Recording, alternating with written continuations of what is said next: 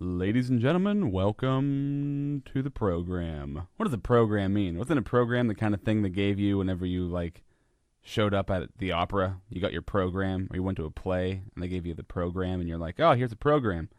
I'm going to throw this thing away as soon as I get to the nearest trash can. But apparently what I'm doing right now is a program also.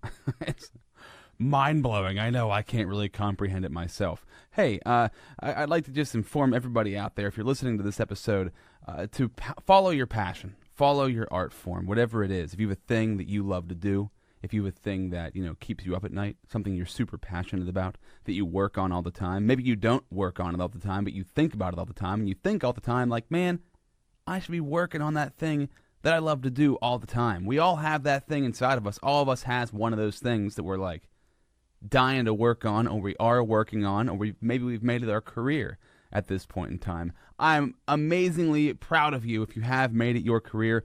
I'm moving towards that as we speak, moving towards making my pastime, my art, whatever you want to call it, my passion, my career, which would be doing audio, doing video, doing this podcast. And the reason I'm saying all of this to you is because if you do decide to do your own thing, you now can theoretically make some money off of it. Now, how much money? That's how dedicated your fans are that will decide that. It's called Patreon, okay? Patreon, patreon.com. And on patreon.com, if you're a podcast host, a vlogger, I think they can use it, right? Any kind of artist can use it. And a literal artist who, paints stuff, or maybe a musician, open a Patreon account, and people who like what you do can give you money for doing what you do. And you can give them something extra. You can give them a little surprise just for giving you some money and helping your craft. So patreon.com/RobZRadio. I find it completely amazing because for $1 right now, so if you donate $1 to patreon.com/RobZRadio, I personally will give you a phone call, talk to you, and find out what you're all about. And hopefully, maybe I can steer you in the right direction and help you find that thing that you're passionate about and help figure out how to make that thing your profession. But if you want to help me out, that's patreon.com/RobZRadio. Before we start this episode, and I really hope people out there really do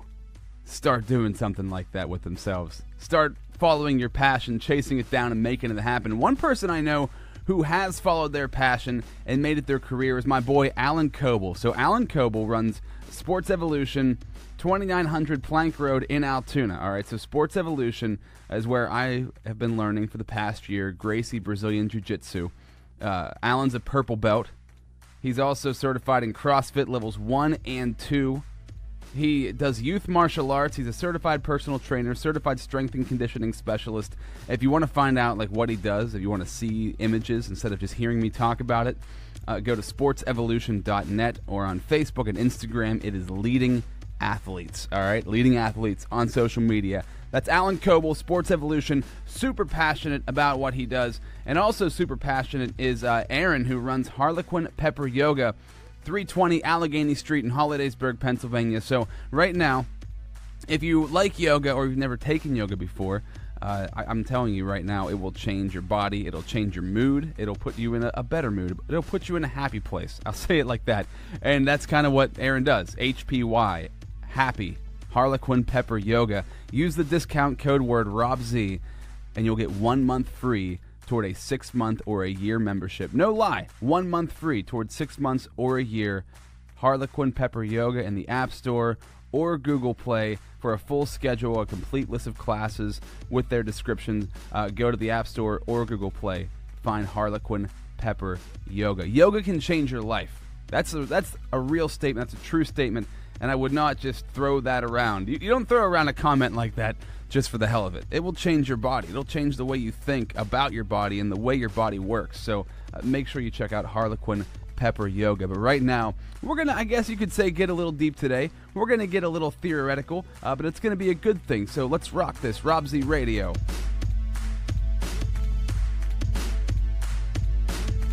This is Rob Z Radio.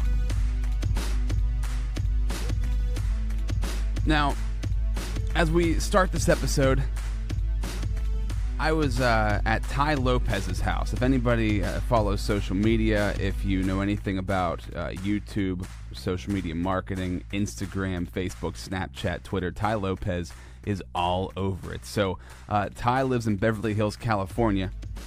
And I've been going through his programs for almost like 4 years now. Like, a lot of the transformation that has happened to me in my life is honestly, I can say truthfully, because of Ty Lopez and just a lot of the stuff that I've learned from him, amongst other people. Now, what Ty does really is congregates and conglomerates a lot of the... Do those words mean the same thing? I think they do. But he brings a lot of other people's wisdom together in his own head and then spits it back out to common folk like myself. Now, Ty claims himself to be a common folk, that who's just learned a lot over the years. In turn, has made a lot of money over the years. But he's huge on social media, huge on YouTube. If I showed you his face, I'm sure you've heard of him. He has the In My Garage video. He always has like Lamborghinis around him and beautiful women around him. His lifestyle, I guess, may seem boastful to some. It may seem like he's bragging or showing off, but really what he's trying to do is attract people to his content to help you learn how to figure life out and figure it out for yourself and learn marketing, learn persuasion, learn how to just deal with people, and learn how to be a better person yourself. He has 4 pillars. They're health, wealth, love, and happiness. It might sound like some cult guru kind of stuff. That's fine if you feel that way, but I promise you that it's not. I've been through this for 4 years now, going through his 67 Steps program, going through his social media marketing program, which actually gave me the courage to leave my full-time salaried job and start this business that you are witnessing right now. I went through his millionaire mentor program, and now I entered a higher level program. It's a couple $1,000s, right? And you might scoff at that. But it's a chance to go to Ty's house 6 times a year, or more if you'd like. There's many different seminars, with a group of about 90 to 100 people who have all paid in, who have all decided to do this, who have all decided to be a part of this program. You get to learn from Ty at his house, and also tons of other people who have done amazing things, like Alex Mayer, who has a billionaire business. I believe Alex is a billionaire.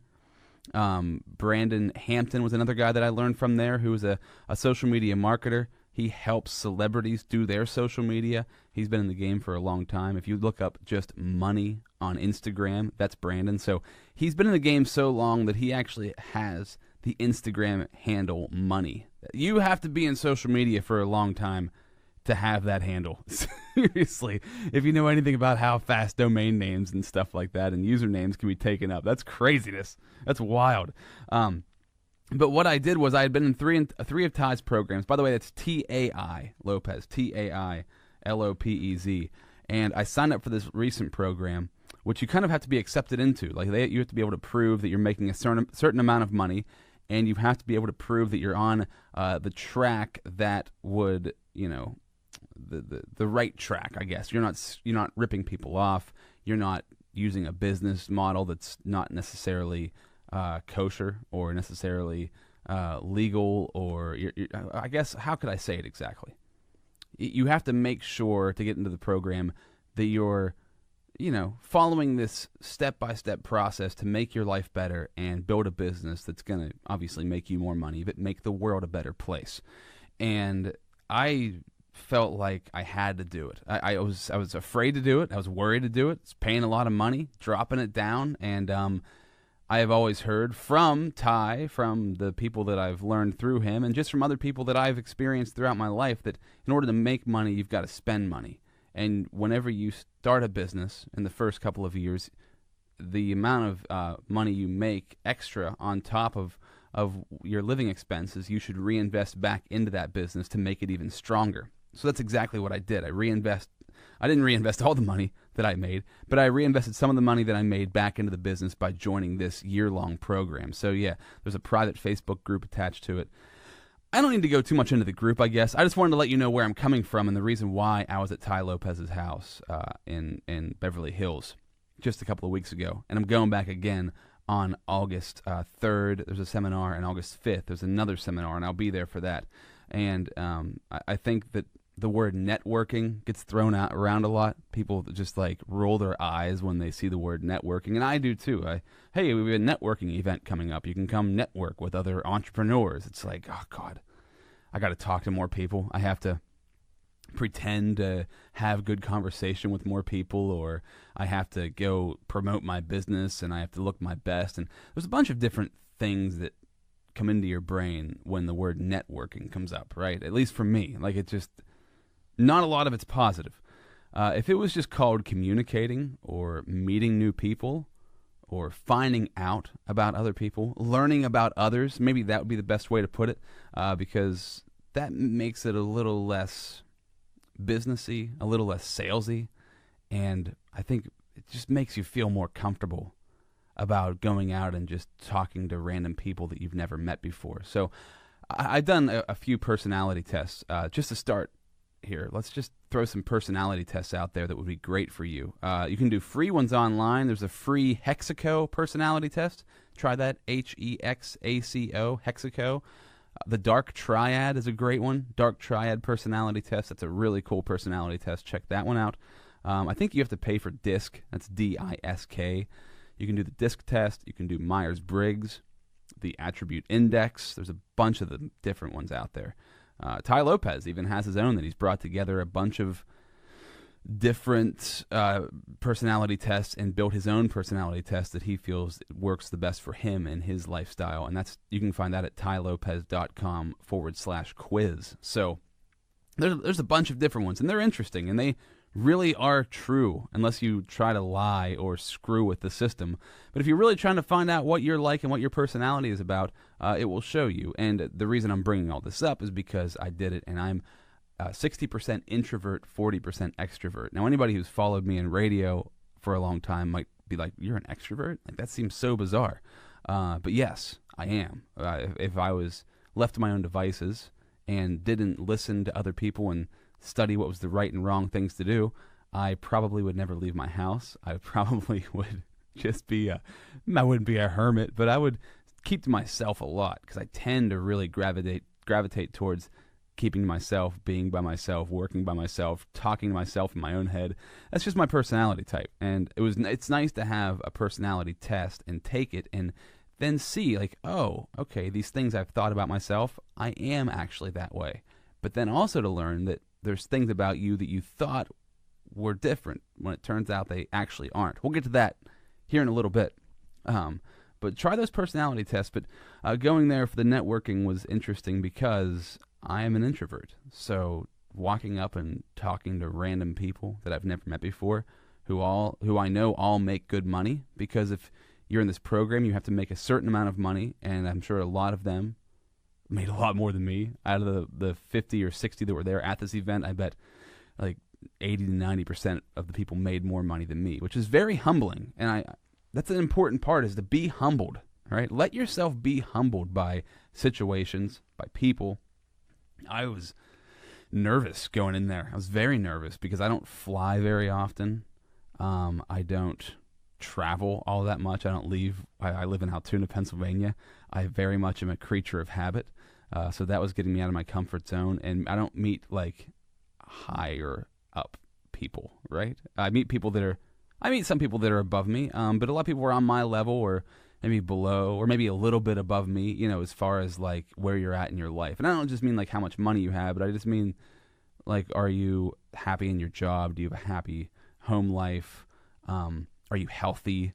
Do you exercise? Do you understand personal health and nutrition? Do you understand how to make money? Do you understand, you know, all of those different things that play into like a wealthy lifestyle, I guess you could say. I'm using air quotes there. But that got me way out of my comfort zone. Like, I'm talking to people, and you're encouraged to engage with people. Ask them, hey, what's your name? Hey, I'm Rob. Shake a hand. Ask what they do. Get involved in their life. What's their family like? Where do they live? You know, what's their business about? What problems are they having? Trying to figure out each other's. The main part of this mastermind seminar was number one, to have Ty and his team and his people that he brought in help you, but also have these mastermind groups of everybody in the program talking to one another and helping each other figure out problems. So that was a really cool part, being able to sit down, being humble enough to say these are the issues I'm having in my business, and then being humble enough to accept other people's answers. And I got some great insight that I'm implementing into my business it helped me in the first time around. So it's going to help me throughout this course, throughout the next year. I'm so excited about it.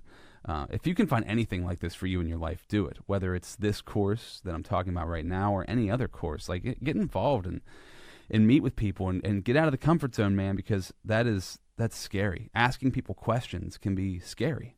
That's why I do this podcast. I was in radio for a long time, right? 18 years. I was on FM radio, and I was on the radio by myself most of the time. And I would have people call in sometimes. I would have, a guest in the studio every once in a while, but I was never continuously asking people questions, which this podcast, when I bring a guest in, if you've watched any of the other episodes, you realize, like, man, you got to sit down and talk with people for an hour straight. And I don't really have notes usually. Now, like Steve Sheets came in, I had some notes. People that I really want to get some, I really want to, I have a purpose. I shouldn't say, I have a purpose for everybody coming into this podcast and coming on the show, but some people I don't want to forget the thing I have to ask them that I need to know the answer to. So sometimes I'll write stuff down, but usually I just kind of let the conversation go where it goes, and I'll ask questions as we scroll through the conversation. I find it to be more fun, and I found also that it helps my brain work better. So it helps me speak better. Since I'm an introvert, since I talk to myself in my own head a lot, sometimes I'll say things that sometimes I won't say things, but think that I said them. And sometimes I'll think things and they won't quite come out of my mouth the same way they came to me in my head. That can be a good or a bad thing. Usually a bad thing. So that's a great practice for me, and just getting used to talking to people. If you listen to Joe Rogan or watch Joe Rogan at all, I mean, he does like 3-hour podcasts with people, and he never seems like he's struggling. Sometimes the other person might sound like they're struggling, but he never seems like he is, and I find that inspiring and motivating. So I try to follow in his footsteps in the fact that he can put out so much content and just be cool with talking to whoever about whatever and making it work. And that's just a skill. So I took that skill to the networking of this event, right? I took the skill to being able to walk up to somebody, be humble enough just to be like, I know this person makes more than me. They probably know more than me. And I'm just going to talk to them about their business, and they'll talk to me about mine, and just be honest about where you're at in your business, because it's not something to be ashamed of. It's something to be proud of. If you're working on it hard, if you're making it happen, you're making it happen. That's good. You're just not going to be as far along as somebody might be who's 5-10 years in the game, or maybe somebody's at the same level as you are, and they can give you a tip that would put you over the edge like they are over the edge with success. So the networking part I found incredibly challenging at first, but then it became so much fun. And now I'm going to get to meet these people 5 times over the rest of till next, I don't know, February or March or April, whenever we started this program. But that makes me so excited, man, just to be able to, I've met these people now, not all of them, but most of them, and I've broken myself out of the box a little bit. We'll get more into out of the box here in just a little bit, but it was beginning to break me out of the box and get me out of my comfort zone, man. I don't know how many of you fly on an airplane, but like I was nervous about getting to the airport. I was nervous about, getting there in time, making it through baggage claim, like they're like security. Like, you think like all of a sudden you accidentally carried a gun, or like somebody stuck drugs in your pocket, or you have a metal plate in your head you didn't know about, and something's going to happen while you're, these are the weird thoughts that I have, that something's going to happen in security, they're going to catch you with something. And then I was worried about the airplane, making it there on time, getting an Uber. I've never been in an Uber before. That might sound stupid. I'm recording this on July 6th, 2018. I've just now been in an Uber over this past weekend. That might sound totally country backwoods boy kind of stuff, which it kind of is. But I had to take an Uber for the first time. I got an Airbnb for the first time. So it was a lot of things that were way out of my comfort zone. And once I did them all, it was easy. It was very easy. The world is extremely easy and accessible now. I hope that we all take a chance to travel just to realize how easy the world has become. Like, it's so cool that you can go, I can fly across the country, the whole way across the country, from Pennsylvania to Los Angeles in 5 hours, get out of my car, or get off the airplane, get out of LAX, have an Uber off of my phone waiting right there for me. I jump in the Uber. They drive me to Ty Lopez's house, right, or then to the Airbnb later on, and it's simple. There's nothing to it. It's just using apps on a phone and setting stuff up. It's incredible. And you may already know this. You might be like, "Yeah, Rob, I know it." But to me, it's mind blowing the way the length we have come, how far we've come in such a short amount of time. It's wild. Considering the last time I traveled was probably 6 or 7 years ago. So they drove the Uber driver, which was awesome, talking him in the car. This whole event got me into this mode in my head of talking to people instead of sitting there in silence with them. So I talked to the Uber driver. He's from Armenia. He's Armenian. Came here in the 90s and has a wife, has 2 kids, had left the rest of his family. Or no, his family came over here with him, except for his dad. He's a doctor. And they've been over here for a long time. I learned a lot about his country. I learned a lot about his kids and his desire to move back. And it just, I don't know. It was very interesting just to get that small flavor of life. Like, everybody has an interesting story behind them, right? I talked to another guy on this trip. His name was Bjorn. And Bjorn was from Sweden, moved here in the 90s as well by himself. It turns out they had cell phones in Sweden in the early 90s, like in 1991. And it was like a test market for the United States' cell phone industry in the late 90s, early 2000s. That blew me away. It blew me away that in Sweden they had the same anti-drug policy that we did have here in America, but it worked over there. It didn't work here, I guess because they only have like 8 million people.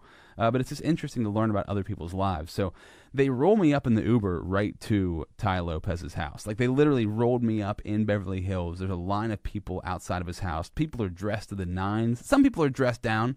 I was like, I'm wearing pretty much what I'm wearing on this podcast, just like a T-shirt. I had like a button-up, somewhat of a button-up T-shirt, a couple of buttons, and just some, pants. It was very simple. So I immediately was like, oh man, these guys are way dressed. These guys look nice. This guy has Gucci shades on. Like, who are these dudes? They're really trying to impress. You could tell they were there to look good. And it was nerve-wracking. Like, it was totally 100%, I'd imagine for most of the people there and me, out of my comfort zone. But for me, like 100% out of my comfort zone. And I knew that was the point of why I had to do this. Number one, I had to pay a large amount of money, which put me out of my comfort zone. I had to trust in this program and in this person who put this together, Ty Lopez. That was out of my comfort zone. Fly across the country, do Ubers, do Airbnbs, do all this stuff. It was wild. The networking, it really got me uncomfortable, which is the best possible thing that you can do. So one of the main things I wanted to say in this podcast is to just get out of that comfort zone, just to be uncomfortable. Let it happen, and then own it. That's something that I told myself in 2018, like making content every single day like this. I promised myself, dude, Rob, you're going to put out content on a daily basis. That's what you're going to do in 2018. And I have been doing that on a daily basis, putting out content every single day, and I've been enjoying myself more and more. So this was another step in that direction. Whatever level you do that on, I don't know what level you figure you can do that on. Maybe it's getting on stage in front of people. Maybe it's just putting yourself behind a microphone and recording something. Maybe it's putting yourself on video and putting it up on YouTube, or maybe you never even release the content. Maybe you just did it for yourself so you could find out what you're all about. But that's the sort of comfort zone I'm talking about.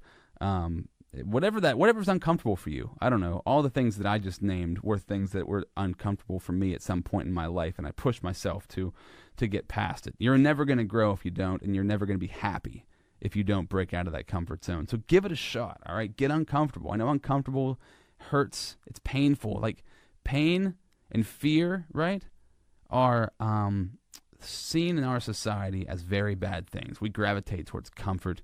We gravitate towards easy relaxation. But really, and we think of like fear we think of pain. And I don't mean physical pain. I do mean physical pain, but not in this situation. Whether it's you're talking about pain, this is hard to do. This is mentally frustrating. It's making my brain work harder. It's making me hurt on the inside. Or if it's fear, it's something that's scaring you. Those are good things. You want to gravitate towards those things because those are signs, right? Fear is an emotion that's there for a reason. Now, sometimes it's there so you don't get eaten by a pack of wild dogs. I don't know where you're living that could be happening, but maybe that's a situation. But it's also, fear is there as a sign that you're doing something that is not comfortable that you should get comfortable at doing, right? Fear can be a signal like, oh, hey, I have fear and discomfort and anxiety around this thing. I should probably do this more and get better at it. Now, if that thing is like robbing people, right? Maybe you have fear and anxiety around robbing people. You shouldn't do that. So use it towards something positive that you could see how it could move your life forward, and also the people around you that you interact with help move their life forward as well. That's the point of like using that fear to the advantage and recognizing, is this good fear that's telling me, hey, this is something you should probably do more of, or is it bad fear that's something that's, that you shouldn't do, and that's obviously why you're afraid of it. I think we can all, with some common sense, realize the difference between the two. Hopefully we can. But that was one of the main things that I got. That was one of the main features that really made me think, wow, okay, this is fear, this is pain. There was pain in scheduling the flights. There was pain in learning how to use Airbnb. There was pain in learning how to use Uber. But it was all worth it because, I got to go to this amazing event. The next day, after the event was over, I took a walk down to Venice Beach. Just unbelievable. I mean, if you're from California, but if you've never been and you just go down Venice Boulevard right to Venice Beach, it's amazing how California just goes right to the ocean. It's just, as many times as I've seen it, you're like awestruck when you walk up. You're just like, wow, this is amazing. Like there's all these shops right here, and then the beach hits, and it's beautiful weather, and there's people everywhere. It's alive, and it feels like you're at the epicenter of, the future, or like what's happening in the United States, probably what's happening in the world, right? When you're in LA like that, you're kind of at the tip of the iceberg as far as innovation. And I realized that when I was there because I was walking around and I saw these birds. They're called birds, but they're motorized scooters that you stand on, not like a moped or a ruckus, but like one of the ones you stand on. And I was staring I kept walking past them on the road. I'm like, what is this? What are these birds? What is this? And I had to walk like 6 miles to get to the beach. And eventually I was like, you know what? Screw it. I'm just going to see what these things are about. I saw a couple other people riding them around, and like they didn't have helmets on or anything. So I saw it. I scanned the QR code that's on the bird, downloaded the app, figured out how to use it. It's like 15 cents a minute to ride these motorized scooters around, and they are so much fun. I guess in California they work really well because obviously there's sunny skies all year long, so you can use the bird whenever. In Pennsylvania, you could only use that thing for like 2.5, 3 months, and then you need to store it up in a storage shed and bolt down the hatches until winter ends. You know what I mean? Winter's coming, put away the birds. But it was really cool, and it reminded me of like, wow, I have to get out of my zone often because you get stuck in wherever you live. Maybe you live in a very technologically savvy area. Good for you. Proud of you. But I don't. I have all my family in Pennsylvania. My wife and my son are here. We own a house. I've got a business for temporarily. I mean, we're going to travel for sure. Maybe we'll move. I don't know. But right now we are here. And so I have to get out and figure out what else is going on in the world. And that was a good eye-opener, finding that bird, riding that thing around, and just using Ubers and everything. It was very cool. But I met a couple of guys at the conference, and the next day they said, hey, we're in Marina del Rey, which is right by Venice, and we're having a party on the beach. Come on down. So I went down and hung out with those guys, formed two what I feel are great friendships. I mean, they're like, we just met. We only hung out twice, but they seemed like they were really good dudes, and it gave me like this sense of, okay, I'm on the same level as these guys, even though they're older than me. They were both older. They both made more money than I did. We didn't talk money, but I just knew. And the one guy was a record producer, like a music producer, owns his own 10,000 square foot studio, freaking awesome, in Florida. And his name's Luke. The other guy, Jeff, works in, I can't think of what he does right now, but darn. But he lives in California, and he's right there, and he's making a couple $100,000 a year, however much he's making. It's wild. It's incredible. Like, you're on the same level. We're all the same, right? You always hear that, like, we're all the same. You think of rich people, you think of poor people, like there's two different people there. No, it's all the same deal. It's just how motivated are you, and how much do you want to move forward, and how willing are you to connect with these other people who can get you to this next level. It's a beautiful thing. It's amazing. It's wonderful. And that's why I got so much out of this trip, and I'm getting so much already out of doing this program, and any program that I get involved in, especially ones that have me meeting up with other people in person and working with them on something. That seems to be the biggest improvement. That seems to be the one that really is like, wow, that made a huge impact. And one of those things, so Ray Overdorf, who I've had on the podcast before, you can go back. He's a couple episodes ago. Look up Ray Overdorf. We had an amazing podcast. He's coming back on actually really soon. We talked about so many different things on that podcast, but one of the books that he just introduced me to is called Leadership and Self-Deception. I can't think of the author right now, but the book is Leadership and Self-Deception, and the main theme of the book is this thing, getting out of the box, right? And the box, you would think, when I first started reading it, I thought that was like your creative box. Get out of your creative box, but it's not what he's talking about. This book is actually talking about getting out of your own head, like your own ego, and thinking about what other people are thinking about, or what they are feeling, or what they want, or listening to what they say. I mean, how many times do you talk to somebody and you never actually hear what they say? You just nod your head and kind of agree along, but you never really knew what they said. You know what I'm saying? I mean, I've done it a million times. I know you have too. So that in itself right there is being in the box. And when you can listen to somebody talk and actually feel what they're feeling, maybe be in there with their emotions. I haven't gone through the whole book yet, so I haven't gotten every nuance of it.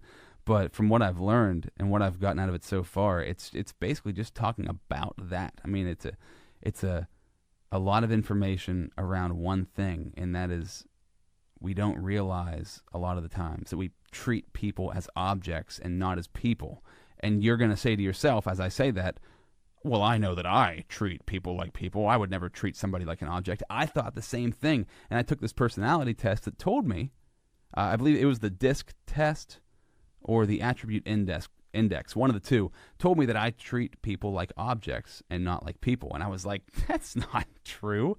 That's ridiculous. Why would I ever say that? There's no way. I very much care about people. I love people. I have friends. And I treat them like human beings. And I told Ray Overdorf that. I was like, this isn't right. Like, I should probably retake this thing because this is not me. And he said, well, read this book, Leadership and Self-Deception. And he gave me some other information too. But I ordered the book on Amazon. It came in, and as soon as I started reading, because the first time I read a book, I like flip through it, and I look for like pictures and stuff, and then kind of read those.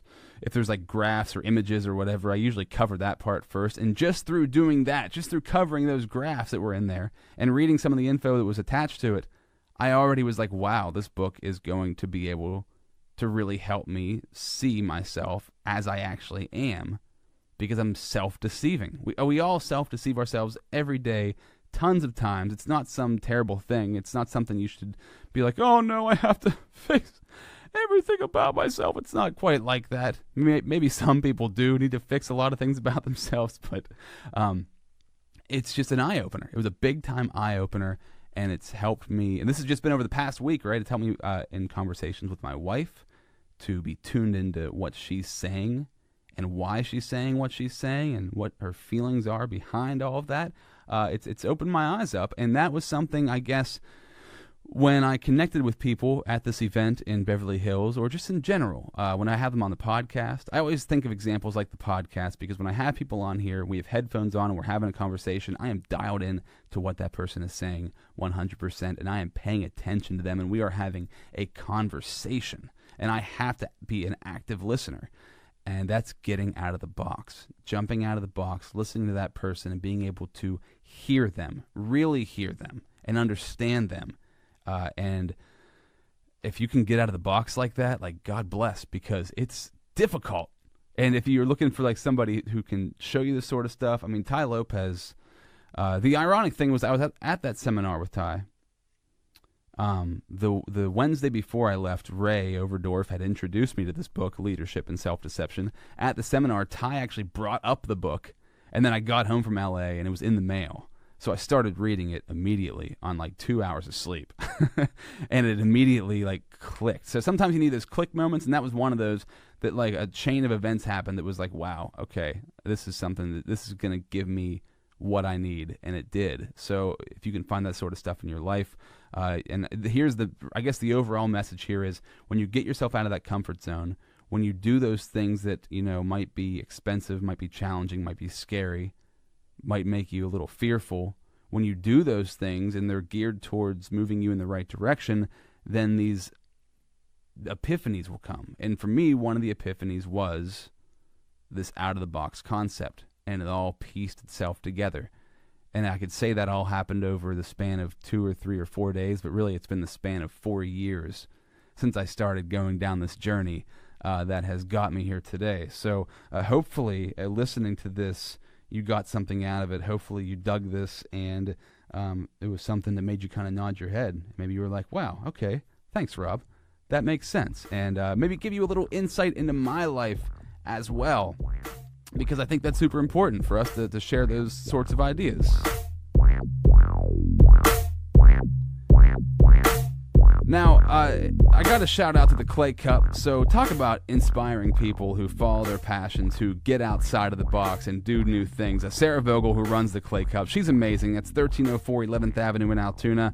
It's coffee, it's tea, it's creativity. If you live in central Pennsylvania, it's like the hub for activity, just for people hanging out, mingling. It's a great meetup spot. It's a place where you'll find like hippies, college students, businessmen, government officials, like all in one place. That's what the Clay Cup reminds me of. It's a very cool spot like that. The Clay Cup on Facebook and Instagram. Shout out to Juice, 517 Allegheny Street in Hollidaysburg. That's JOOS. So Jen, who runs Juice, has a ton of knowledge about nutrition when it comes to juice, smoothies, smoothie bowls, bone broth, soups, raw vegan baked goods. Everything is fresh and made to order at Juice.